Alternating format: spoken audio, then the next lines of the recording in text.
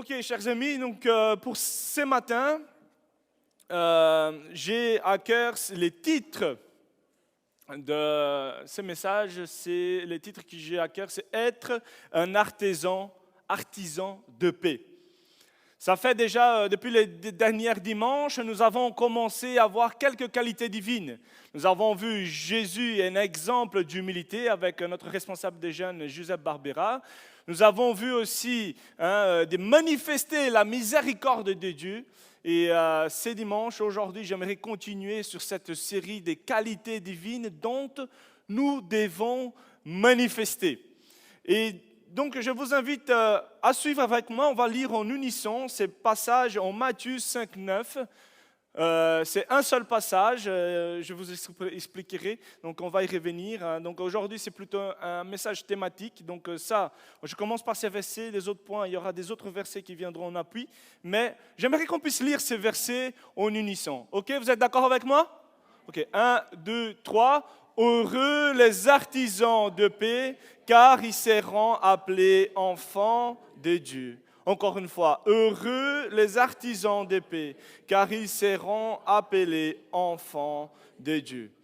Et chers amis, ces versets-là font partie du fameux sermon de la montagne dont Jésus il a prononcé. Et Jésus ici commence son sermon. Il est tout au début de son sermon, il commence, c'est les béatitudes.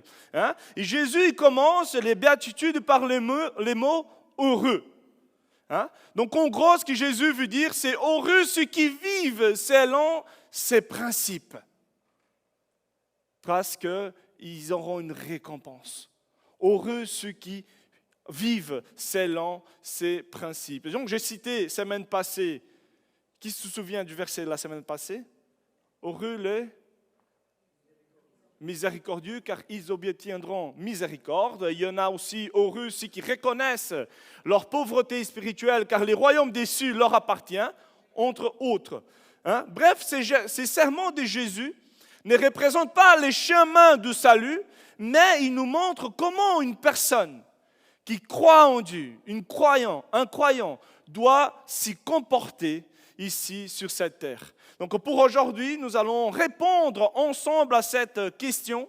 Selon la Bible, quelles sont les caractéristiques d'un artisan d'épée?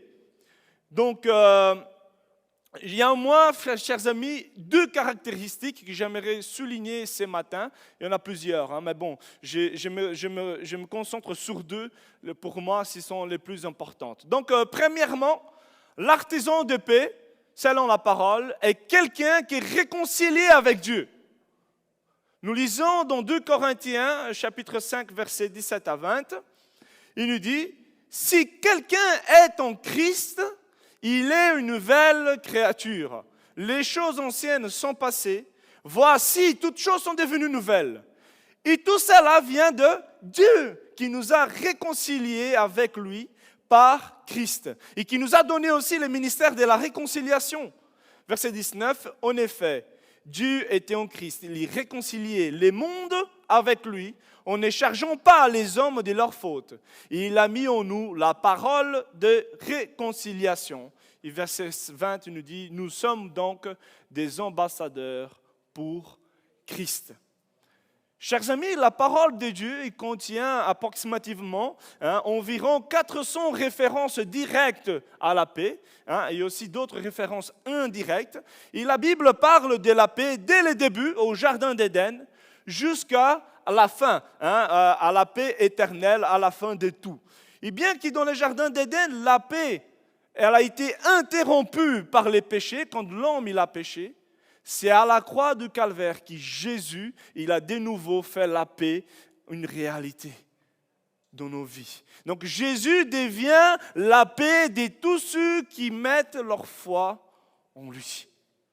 En Luc, chapitre 1, verset 79, il nous dit que Jésus il est venu pour diriger nos pas sur les chemins de paix.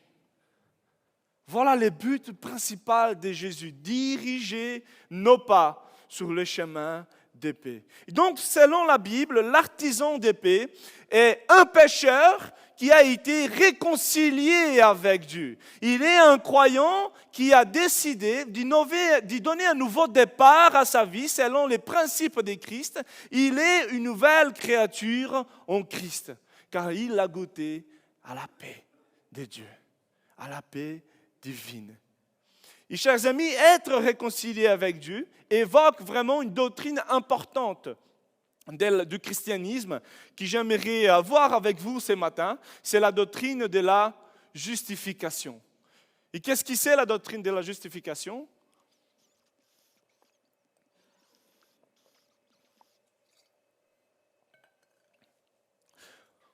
Donc, la doctrine de la justification est l'acte par lequel Dieu déclare que le pécheur croyant est devenu juste et acceptable devant lui parce que Christ a porté son péché sur la croix, ayant été fait justice en sa faveur.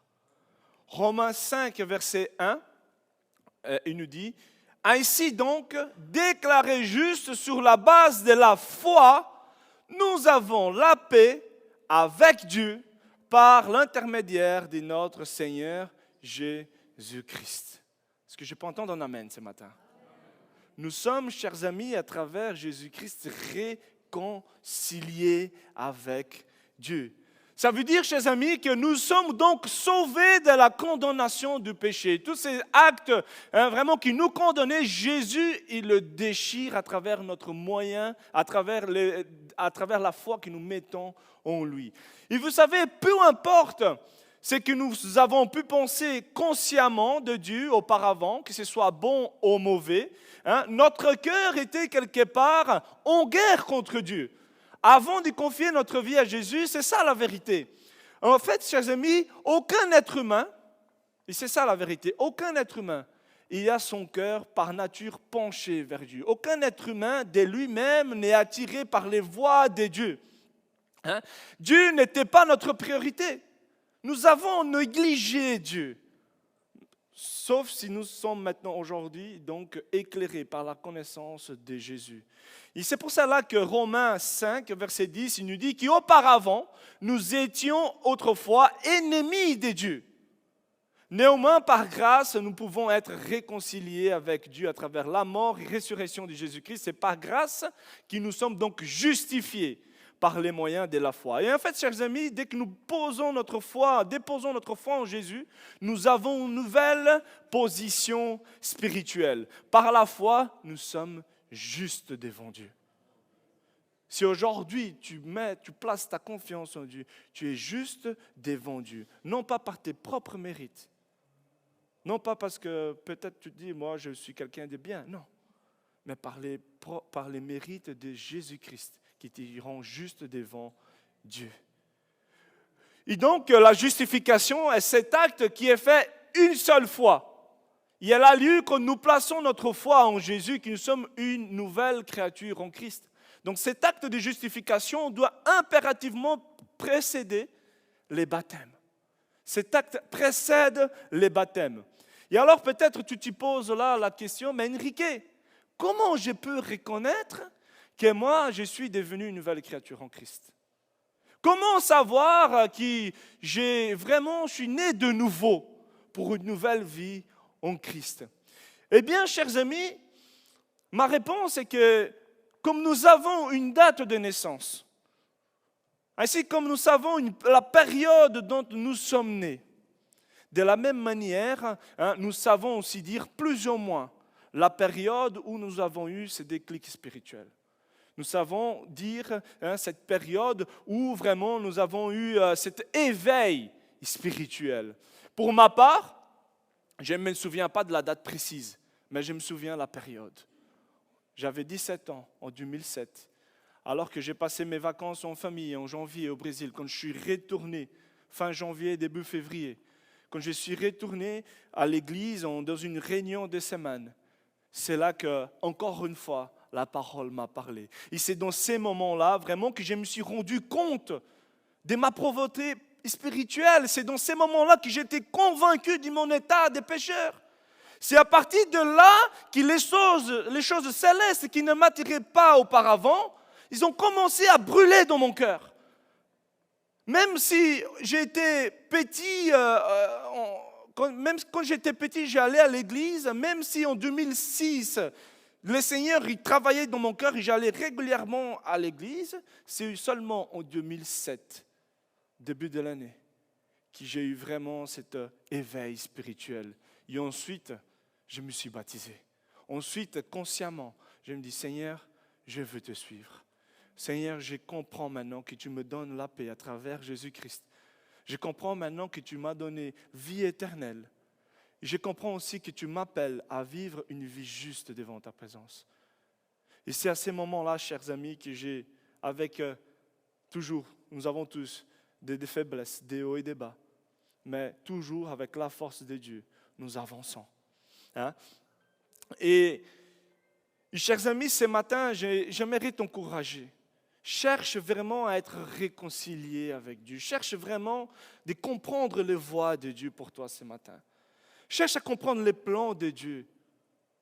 Les plans de Dieu pour toi, ce n'est pas juste, comment on dit là, métro, boulot, dodo. Métro, boulot, dodo. Métro, boulot. Ce n'est pas cette routine-là, seulement ça. Il y a un après. Tu n'es pas seulement né pour travailler, on doit travailler, hein, c'est sûr et certain. Mais on n'est pas uniquement né pour cette routine-là, non. Il y a quelque chose de plus grand. Il y a vraiment quelque chose qui nous attend après la mort. Et c'est à ces questions existentielles que je t'invite à penser, et à vraiment y réfléchir ce matin. Donc nous sommes réconciliés avec Dieu. Et dans ces versets que nous avons lus, nous sommes aussi appelés à exercer les ministères de la paix, les ministères de la réconciliation. Ça veut dire que moi et toi, une fois que nous plaçons notre foi en Dieu, nous sommes appelés à être ambassadeurs pour Christ. Nous sommes appelés à être ambassadeurs pour la paix. C'est-à-dire que nous devons propager l'évangile de paix. Nous devons témoigner de l'amour de Dieu pour chaque être humain. Hein? Il nous dit Éphésiens 6, verset 15. Est-ce qu'on peut lire ensemble ?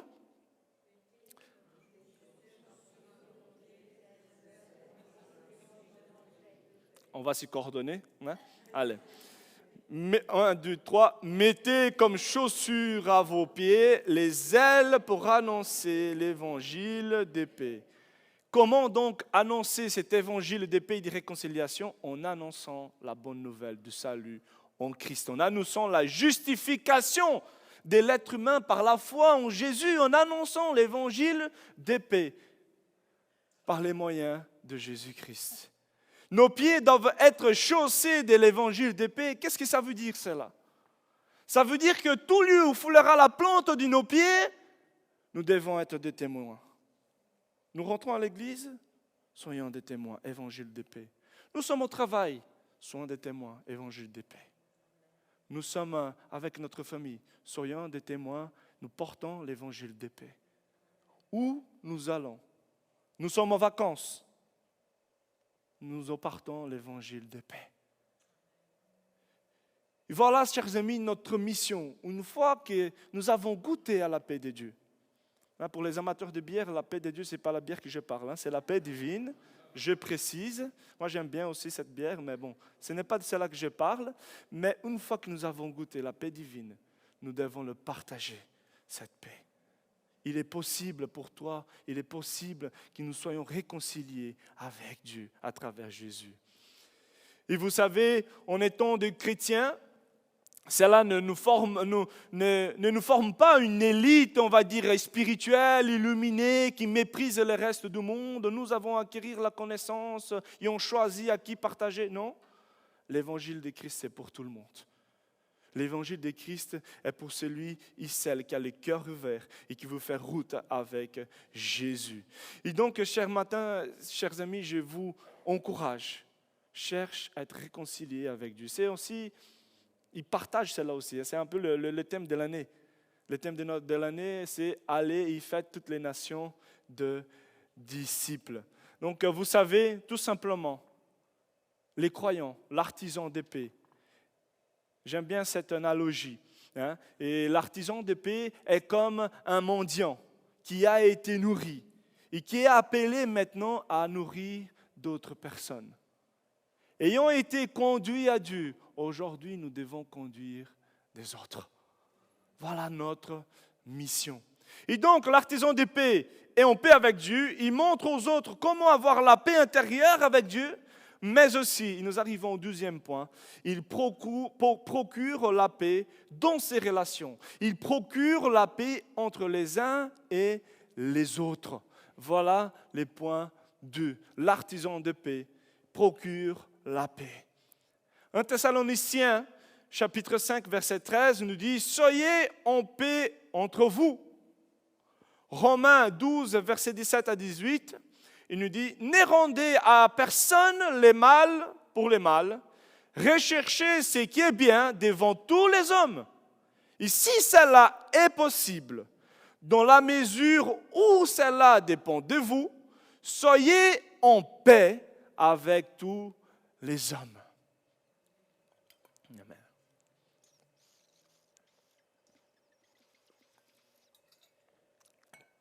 Quel des beaux versets l'apôtre Paul nous partage ce matin. Hein? Chers amis, la vérité est que n'importe qui, il peut rendre les mal par les mal. N'importe qui aujourd'hui peut rendre les biens par les biens. Si on nomme quelqu'un, on les rend les biens par les biens. Mais l'évangile de Christ, Jésus nous appelle à aller à un niveau plus haut.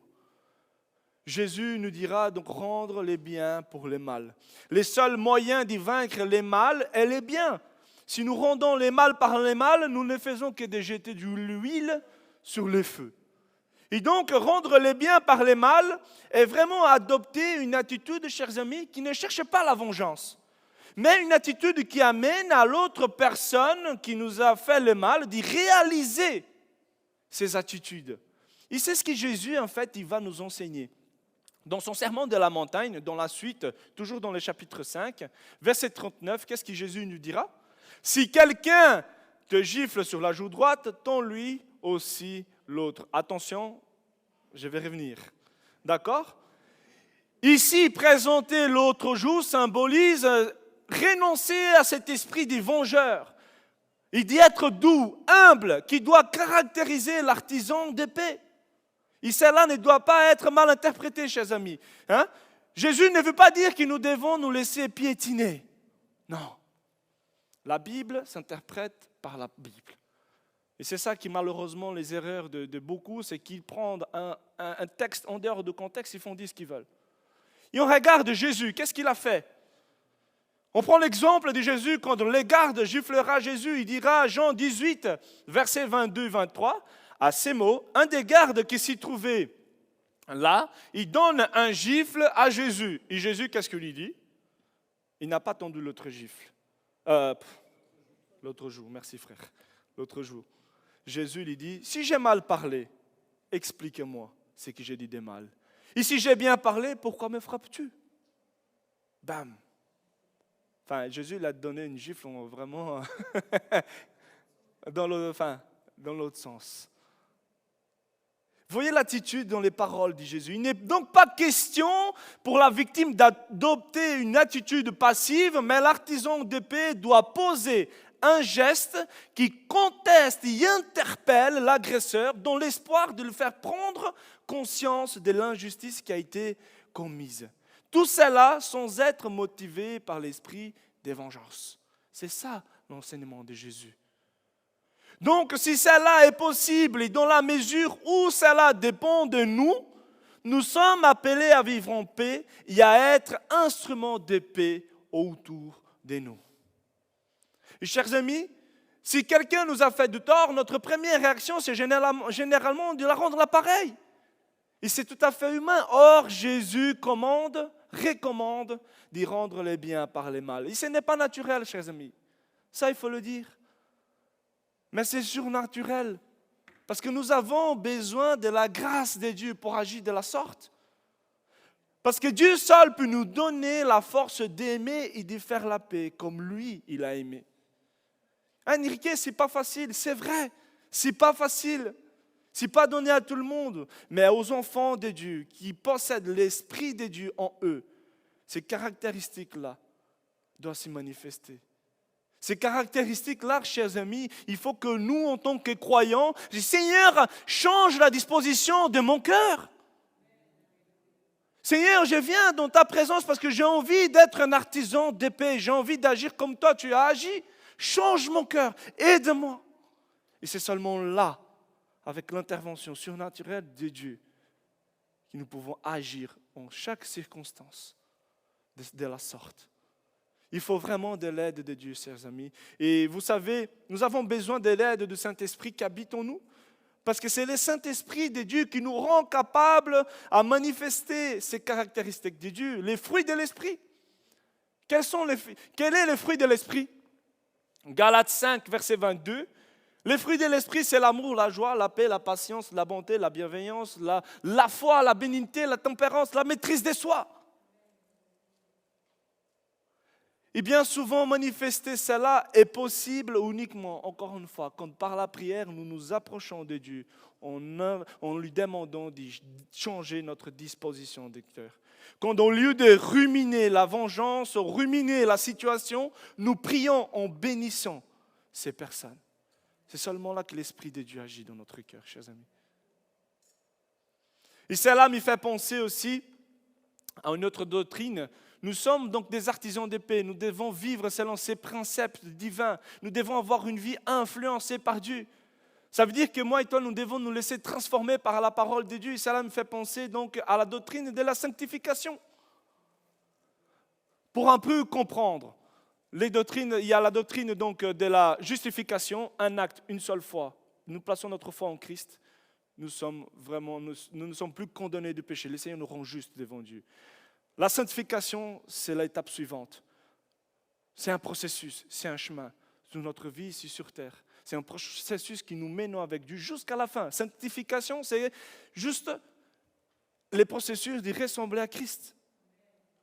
Ce n'est pas du jour au lendemain qu'on a des attitudes, les bonnes paroles comme Jésus-Christ il a eu. Hein? Et après, il y a la glorification. Ça veut dire que nous sommes une fois pour toutes auprès de Jésus, loin du péché. Donc il y a ces trois étapes. Donc justification, j'ai parlé. Glorification, je ne parle pas aujourd'hui, mais c'est juste pour que vous ayez une idée, d'accord? Mais la sanctification, c'est ce qui nous intéresse. Et donc la sanctification, chers amis, est une marche qui commence quand nous devenons une nouvelle créature. Il durera toute notre vie. Hein? Donc la sanctification, ce n'est pas du jour au lendemain. Nous devons être donc des croyants dont notre vie est transformée régulièrement par les Saint-Esprit. Nous sommes toujours, chers amis, en marche pour la ressemblance de Christ. Nous devons toujours chercher à nous perfectionner. Vous êtes d'accord avec moi? Il n'y a pas trop d'amen. Hein? Mais Dieu t'aime quand même. Hein? Vous savez, dans le processus de sanctification, cela ne veut pas dire que nous ne commettrons plus de péché ou de fautes. Oui, nous sommes justifiés, mais cela ne veut pas dire que nous ne commettrons plus de péché. Ce n'est pas dans la parole de Dieu. Cela veut simplement dire que même si nous sommes imparfaits, aujourd'hui, nous sommes appelés par la grâce de Dieu à nous confier sur le sang précieux de Jésus qui a été suffisant pour nous laver à chaque fois de nos péchés. Hein? Donc quand je sens mon cœur, quand toi tu sens ton cœur, si tu es honnête avec toi, hein, tu peux dire je ne suis pas vraiment parfait. Quand je sens vraiment, je dis Seigneur, il y a quelques manquements. Hein? On ne peut pas affirmer à 100% je ne commets plus de fautes. Non. Hein? La parole nous dit que tant que nous sommes ici sur terre, nous sommes attachés à notre nature pécheresse, nous luttons contre notre nature pécheresse afin de ressembler à Christ. Et quelles sont les œuvres de la nature humaine? Galates 5, 19, 20, il nous dit cessant l'immoralité sexuelle, l'impureté, la débauche, l'idolâtrie, la magie, les haines, les querelles, les jalousies, les colères, les rivalités, les divisions, les sectes, l'envie, l'ivrognerie, les excès de table et les choses semblables. Ça veut dire que la liste n'est pas exhaustible. N'est pas exhaustible, c'est ça? Ouais. Donc, dans le processus de sanctification, même si l'artisan de paix commet des erreurs, il cherche toujours les moyens de rectifier cela. Car il a été réconcilié avec Dieu, il veut plaire à Dieu. dans ces processus. Néanmoins, les croyants qui sont centrés sur lui-même et qui ne cherchent pas à progresser dans ces processus de sanctification, ils s'y laissent toujours influencer par la nature humaine. Et par conséquent, il n'est pas apte à être ambassadeur de la paix. Par exemple, si nous vivons dans l'ivrognerie, dans l'immoralité sexuelle, dans la débauche, la paix à un moment donné dans notre couple, on n'aura plus. On brise la paix. Si nous vivons dans la jalousie, dans les querelles, dans la haine, c'est des conflits sûrs et certains. Il n'y a pas de paix.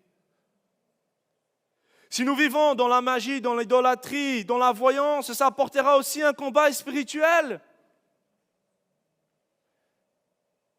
Et chers amis, tout cela est incompatible avec la foi chrétienne. Nous devons être des artisans de paix, c'est-à-dire que nous devons mener tous les efforts possibles pour agir en manifestant les fruits de l'esprit et de tasser, on va dire, ces œuvres de la nature humaine. Quelque part, elle est là, cette nature humaine.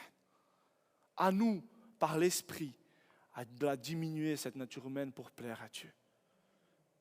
Est-ce que celle-là est naturelle, Enrique? Non. Celle-là est une œuvre surnaturelle, seulement par l'Esprit de Dieu. Nous, par nos propres forces, on peut même lutter.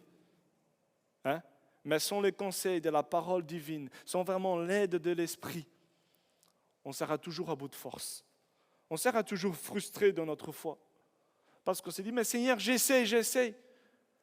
Tu essayes, c'est vrai, et c'est bien. Mais essaye avec Dieu, approche-toi de Dieu. Nourris-toi de la parole de Dieu.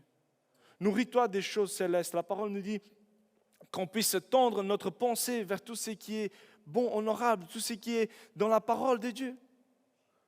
Je me souviendrai toujours de cette, et je reviens toujours avec cet exemple, vous avez déjà certainement entendu, mais ça m'était une aide importante dans les débuts de ma foi. Il y a un pasteur qui m'a dit une fois, mais tu sais Enrique, j'ai combattu, j'ai dit, mais je veux plaire à Dieu, mais voilà, j'ai les conflits en moi, je veux agir comme lui le dit, mais parfois, voilà, j'ai mon tempérament qui est là. Et parfois, et lui, il dit, tu sais, cette lutte entre l'esprit et la chair ressemble à une dispute du chien. Je dis, s'il y a un chien qui, pendant la semaine, tu le nourris, et l'autre, tu ne le nourris pas, si tu le mets à la fin de la semaine pour se disputer, qui va gagner? C'est lui qui a mangé. La réponse est... Il dit, de même, dans notre vie spirituelle, tu cherches des choses qui nourrissent plus quoi, ton esprit, ou tu négliges les choses spirituelles en nourrissant ta nature humaine par toutes sortes des autres choses qui peuvent nourrir notre nature humaine. Il dit à la fin, quand tu auras les combats, à la fin, quand tu seras sous pression,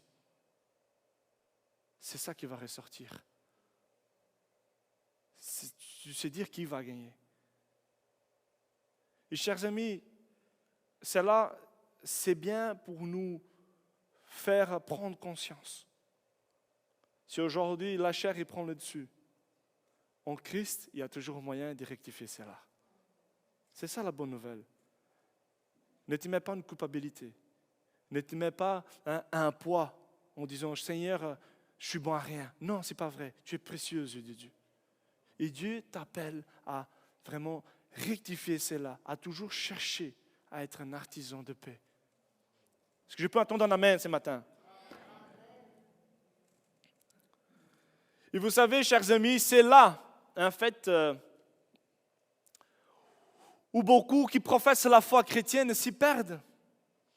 Parce que parfois, on crie dans notre entourage à ceux qui ne connaissent pas encore Jésus, on dit, mais Christ m'a sauvé, je suis une nouvelle créature. Viens, fais cette expérience avec Dieu aussi. Sois réconcilié avec Dieu. Mais quand ces personnes qui ne connaissent pas Jésus analysent nos attitudes, toujours motivées par la nature humaine et non pas par l'esprit, car on ne se laisse pas transformer par Dieu, eh bien malheureusement, ils se disent, il ou elle s'est dit chrétien, mais ses comportements ne sont pas vraiment d'un artisan de paix. C'est ça être un enfant de Dieu. De ces Jésus-là, moi je ne veux pas. Et vous savez, au lieu d'approcher les gens de Christ, on les éloigne par nos attitudes. C'est bien, on doit faire la paix avec Dieu, on doit partager la parole. Mais ce deuxième point-là, il est tout à fait nécessaire et pas moins important. Nos comportements doivent suivre aussi. Donc, chers amis, je t'encourage ce matin, malgré nos défauts, essayons d'y manifester les fruits de l'Esprit. Surtout si tu es un croyant qui a fait une expérience avec Dieu et Christ vit en toi, remettons à lui toutes les choses afin de toujours avoir l'attitude d'un artisan d'épée. Afin que tous voient que nous sommes vraiment des enfants de Dieu. Et j'arrive à ma conclusion.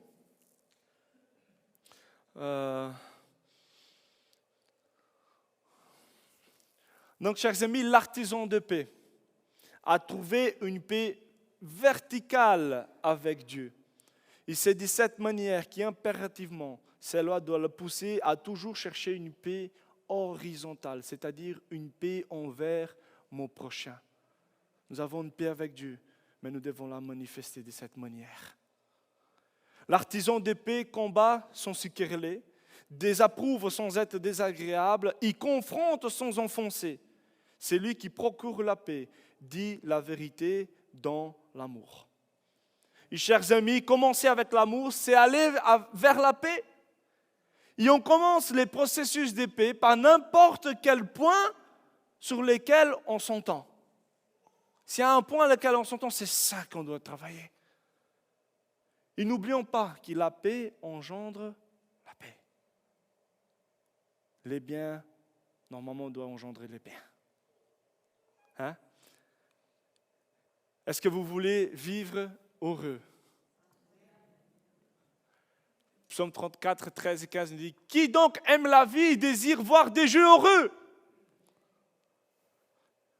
Détourne-toi du mal, fais le bien, recherche la paix et poursuis-la. » Détourner, rechercher la paix, détourner, faire le bien, rechercher la paix, mais poursuis-la, persévère.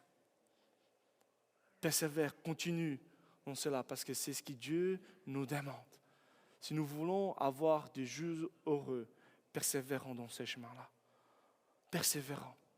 Même si c'est difficile, avec l'aide de Dieu, c'est possible. Avec l'aide de Dieu, tu pourras le faire. Et de la même manière, quand j'ai commencé ce culte, j'aimerais clôturer ce message et j'aimerais qu'on puisse lire cette 7e béatitude ensemble. Est-ce qu'on peut lire ensemble, en unissant encore une fois? 1, 2, 3. Heureux les artisans de paix, car ils seront appelés enfants de Dieu. Dis à ton voisin, sois un artisan de paix, sois un enfant de Dieu. Dis-le ce matin, sois un artisan de paix, sois un enfant de Dieu.